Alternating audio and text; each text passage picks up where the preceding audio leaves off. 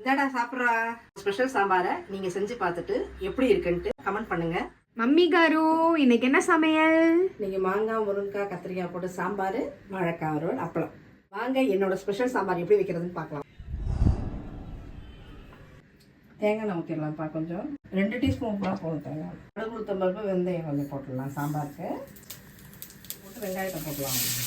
கருவேப்பிலை, வெங்காயம் போட்டு வதக்கிடலாம். வெங்காயம் நல்லா வதக்கிடுச்சு. இப்போ தக்காளி போட்டுடலாம். ஒரு 3 தக்காளி, சின்ன தக்காளி 3.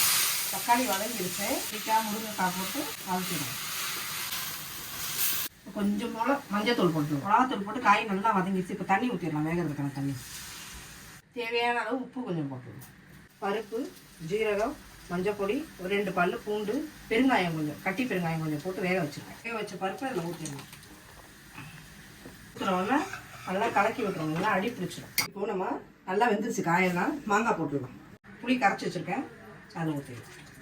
கொஞ்சம் தேங்காய், 1/2 ஸ்பூன் ஜீரகம், ஒரே ஒரு பல்லு பூண்டு வச்சு அரைச்சி வச்சுருக்கேன். 1-2 அரைச்சி வச்சுருக்கேன். அதை நம்ம சாம்பாரில் போட்டுருவோம். இப்போ கொதிக்கிறதுக்குள்ளே நம்ம இங்கே வாழைக்காய் வறுவலை பண்ணிவிடுவோம். 2 டீஸ்பூன் தேங்காய் எண்ணெய்.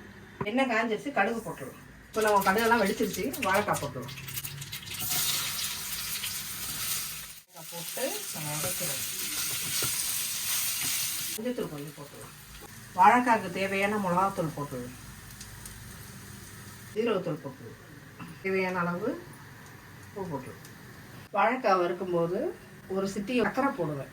அது கொஞ்சம் இனிப்பு காரம் இருக்கும். எனக்கு ரொம்ப பிடிக்கும். நம்ம எல்லாம் போட்டாச்சு, நல்லா ரெடி ஆகிடும். நல்லா வதங்கிடுச்சு, நல்லா வறுத்தாச்சு. வாழைக்காய் ரெடி. இப்போ நம்ம வந்து இறக்கிடலாம். ரெடி ஆகிடுச்சு. நம்ம கருவேப்பிலை கொஞ்சம் போல போட்டு அடுப்பை ஆஃப் பண்ணிடணும். எல்லாம் ரெடி ஆகிடுச்சு.